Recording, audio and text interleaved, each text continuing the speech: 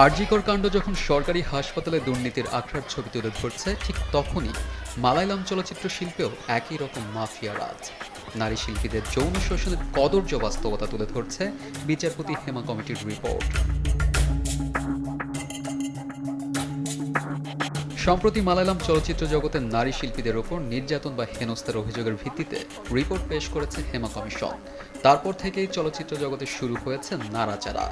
সংবাদ মাধ্যম বা সমাজ মাধ্যমে হেনস্থার অভিযোগ নয়, এবার সরাসরি পুলিশের কাছে লিখিত অভিযোগ জানাতে চাইছেন চলচ্চিত্র জগতের নির্যাতিতারা।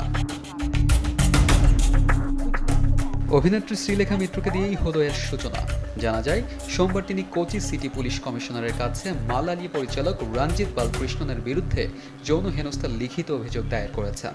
অভিনেত্রীর অভিযোগ, ২০০৯ সালের পালেরি মনিক্কম উরুপাথিরা কোলাপাথা কাথিনাতে কথার অডিশনের সময়ে তাকে যৌন হেনস্থা করেছেন পরিচালক রঞ্জিত। প্রাথমিকভাবে অভিযোগ অস্বীকার করলেও ২৪ ঘন্টার মধ্যে কেরালা সরকারি সংস্থা কেরালা চলচ্চিত্র একাডেমি থেকে পদত্যাগ করেছিলেন পরিচালক। এবার অবশ্য আইনি পদক্ষেপ নেওয়ার পাশাপাশি সংবাদ মাধ্যমেও মুখ খুলেছেন শ্রীলেখা। অভিনেত্রী জানান, যেহেতু এটা একটা অপরাধ, তাই শীর্ষ আদালতের নির্দেশিকা অনুযায়ী লিখিত অভিযোগ দায়ের করেছেন তিনি। ইমেইল করে অভিযোগ দায়ের করেছেন এই অভিনেত্রী। এদিকে সোমবার সন্ধ্যায় সমাজ মাধ্যমে বাংলা চলচ্চিত্র জগতে ঘটে চলা হেনস্থার বিরুদ্ধে মুখ খুলেছেন রীতাভরী চক্রবর্তীও। রাজ্যের মুখ্যমন্ত্রী মমতা বন্দ্যোপাধ্যায়ের ইনস্টাগ্রাম হ্যান্ডেলকে উল্লেখ করে তিনি অভিযোগ জানিয়েছেন। তার আবেদন, বাংলার চলচ্চিত্র জগতেও যাতে বিভিন্ন হেনস্থা নিয়ে দ্রুত তদন্ত শুরু করা হয়। রীতাভরী তার পোস্টে লেখেন, মালায়ালাম চলচ্চিত্র জগতের যৌন হেনস্থার ঘটনা প্রকাশ্যে এনেছে হেমা কমিশনের রিপোর্ট। আমি ভাবছি, বাংলা চলচ্চিত্র জগতে কেন এই ধরনের পদক্ষেপ নেওয়া হচ্ছে না? প্রায় এই একই ধরনের ঘটনা আমার সঙ্গেও ঘটেছে, জানি আরও কয়েকজন টলিপাড়ার অভিনেত্রীর সঙ্গেও ঘটেছে।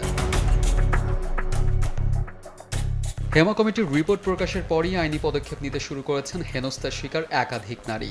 কেরালা সরকার ইতোমধ্যেই এক বিশেষ তদন্তকারী দল এসআইটি গঠন করেছে মালায়ালাম চলচ্চিত্র জগতের যৌন হেনস্থার বিরুদ্ধে। সেখানে এক নবীন লেখক যৌন হেনস্থার অভিযোগ জানিয়েছেন পরিচালক ডিকে প্রকাশের বিরুদ্ধে। এর আগে অভিনেতা প্রযোজক বাবুরাজের নামেও যৌন হেনস্থার অভিযোগ করেছিলেন এক অভিনয় শিল্পী। ২০১৯ সালে সেই অভিযোগ এবার পুলিশের কাছে লিখিতভাবে করতে চান বলে দাবি করেছেন তিনি। ARM সাদাত, দেশ টিভি।